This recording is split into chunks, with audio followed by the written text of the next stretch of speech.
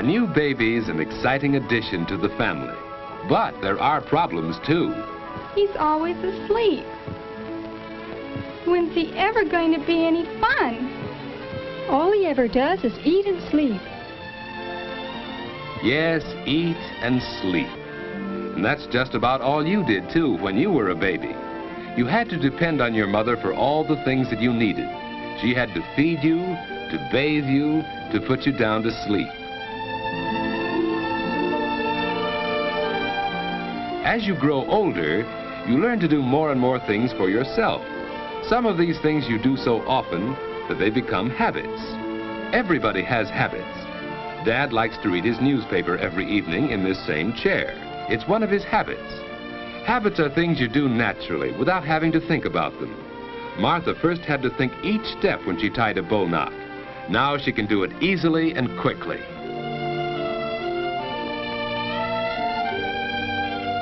Regular habits make daily living much easier since they help us do things without having to think about them. Some of the habits you learn now may stay with you all your life. All right, children. It's time to get ready for bed.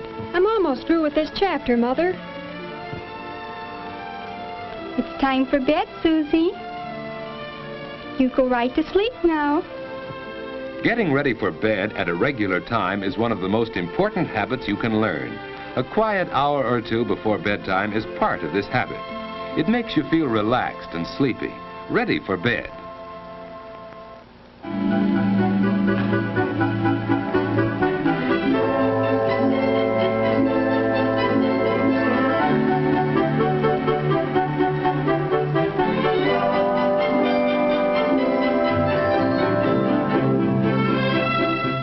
Washing up is part of the going to bed habit.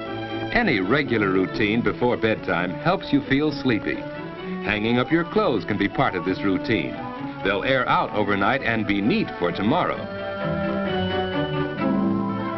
Wearing the right kind of night clothes is important. David's pajamas fit him loosely and don't bind him around the waist.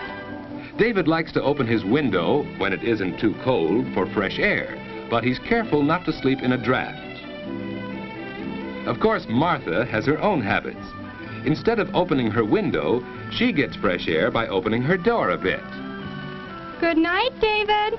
Good night, sis. David's bed is comfortable and the mattress isn't too soft. The covers on his bed are warm without being heavy. And so David's ready for bed at just about the usual time. Of course, he sometimes stays up later, but that doesn't happen often enough to change his going to bed habits. Now to sleep. Some people go right to sleep, others take longer. Because David has regular sleeping habits, he usually drops off very quickly.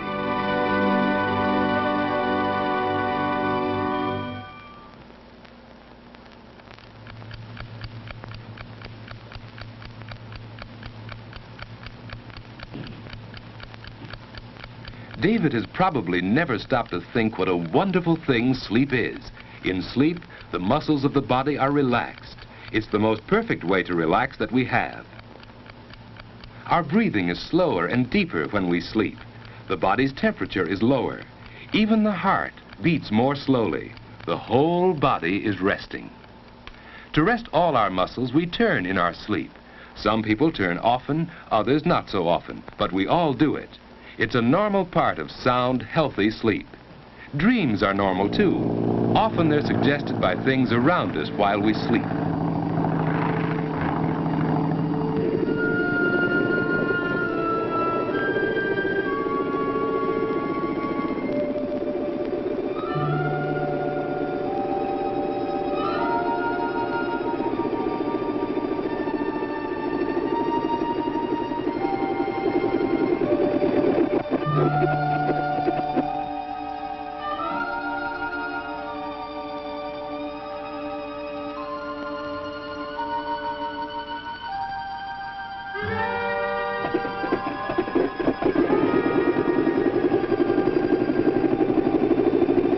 Dreams don't seem to make much sense, do they?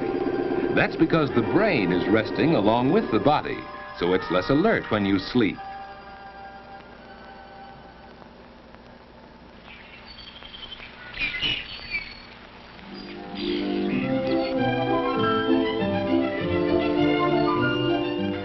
After a good night's sleep, you usually wake up easily and naturally.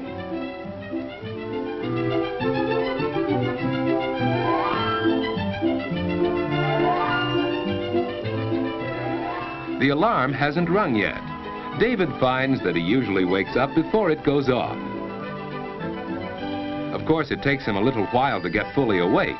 You're never at your best until at least an hour or two afterwards. That's one reason why getting up early is so important.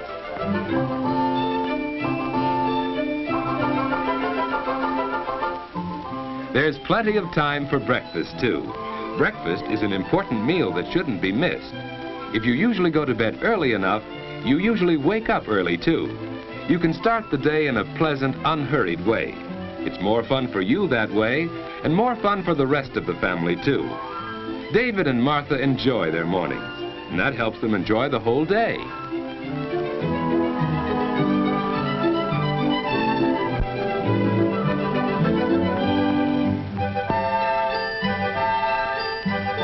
As the day goes on, you get more and more value from your regular sleeping habits. Plenty of sleep helps you to be bright and alert to the very end of the day. But what about bad sleeping habits? George just doesn't get enough sleep. And now in the afternoon, he's tired. It's hard for him to pay attention in class.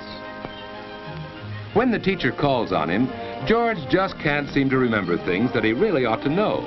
George doesn't realize it, but his main trouble is bad sleeping habits. Last night, for instance... No, Muggsy. Don't rub me out. I didn't do it. Honest, I didn't. No rat's gonna squeal on me. You know too much, Limpy. You know I wouldn't sing, Muggsy. We've been pals too long. Slat saw you in the DA's office. Sure, I was there, but they didn't get nothing out of me. Then why was the coppers around here today? I don't know, Muggsy. I don't know. You squealed, that's why. You put the finger on me. You can't do it, Muggsy. You can't. You can't. Oh.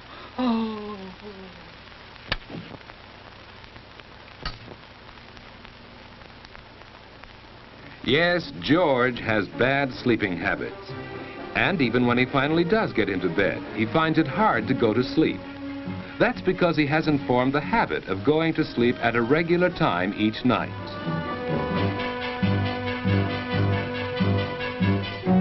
And it's just as hard for him to wake up in the morning. George! George!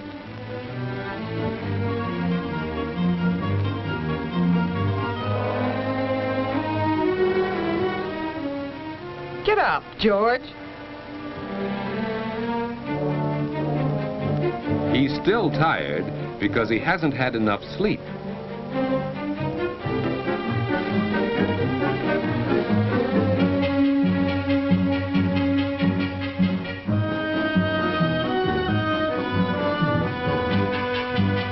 Hey, Mom, where are my books? On the mantel, dear. George, close the door. The morning starts badly, and the whole day goes badly when you get too little sleep too often.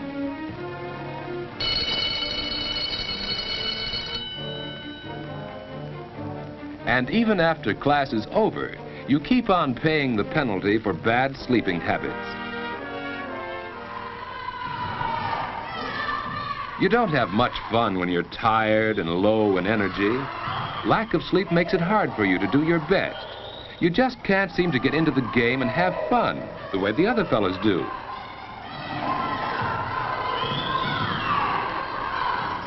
You're irritable and cross, hard to get along with. People don't like you, and you don't like yourself when you're like that. Probably neither David nor George realize how important their sleeping habits are to the way they enjoy their waking hours. Going to bed at a regular time each night makes it easier for you to go right off to sleep instead of lying awake long into the night.